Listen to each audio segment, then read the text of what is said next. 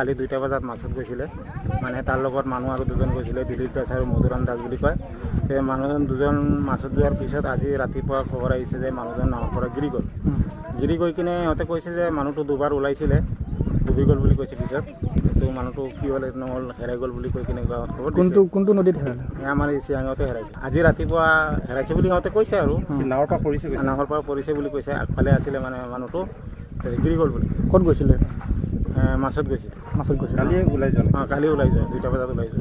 বেৰাচাপৰি অঞ্চলৰ নেকি বেৰাচাপৰি অঞ্চলৰ লগৰ আগকেইটা সিহঁতে মানে একবাৰতো কৈছে মানে ডুবি গ'ল বুলি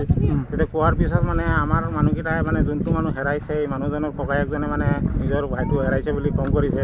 কৈছে মানে যোন মানুহজন দিলীপ দাস বুলি কোৱা মানুহজনক মানে কৈছে যে আমাৰ মানুহটো তহঁতে হেৰি কৰিছ বা কি কৰিছ হেৰি কৰিবি অলপ ভঙাভঙি কৰিছে আৰু এতিয়া আমি মানে এৰুৱাই মেলি আনিছোঁ আনাৰ পিছত অলপ পিছত দিলীপৰ ককাই এটা আছে প্ৰদীপ দাস বুলি কোৱা তেখেতে মানে কৈছে যে মানে ক'ৰবা খুঁটিত এটা সুভাষ দাস বুলি মানুহ আছে কৈছে মানুহজন খুঁটিত আছে মানুহটো পাই গ'লোঁ এতিয়া আগত ভঙাভঙি কৰাৰ কাৰণে সিহঁতে দাও লাঠি লৈ কিনে এইখিনি জিতে দাস বুলি তাৰ ককায়ক কাটিব খুজিছে দিলীপ দাসকে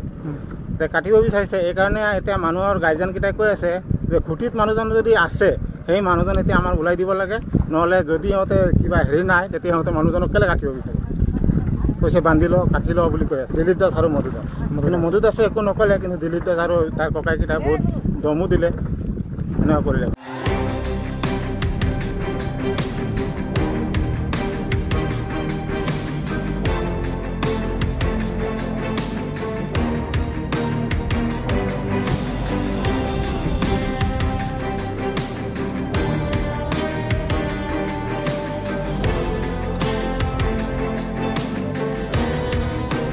কালি 2টা বজাত মাছত গৈছিলে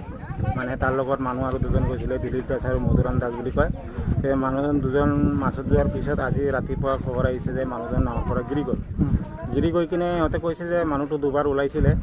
ডুবি গ'ল বুলি কৈছে পিছত কিন্তু মানুহটো কি হ'ল নহ'ল হেৰাই গ'ল বুলি কৈ কিনে খবৰ কোনটো নদীত হেৰালে আমাৰ এই চিয়াঙতে হেৰাইছে আজি ৰাতিপুৱা হেৰাইছে বুলি সিহঁতে কৈছে আৰু নাৱৰ পৰা পৰিছে বুলি কৈছে আগফালে আছিলে মানে মানুহটো গিৰি গ'ল বুলি ক'ত গৈছিলে মাছত গৈছিলে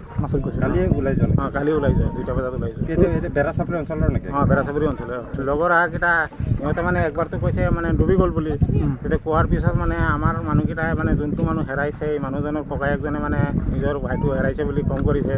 কৈছে মানে যোন মানুহজন দিলীপ দাস বুলি কোৱা মানুহজনক মানে কৈছে যে আমাৰ মানুহটো তহঁতে হেৰি কৰিছ বা কি কৰিছ হেৰি কৰিবি অলপ ভঙাভঙি কৰিছে আৰু এতিয়া আমি মানে এৰুৱাই মেলি আনিছোঁ আনাৰ পিছত অলপ পিছত দিলীপৰ ককাই এটা আছে প্ৰদীপ দাস বুলি কোৱা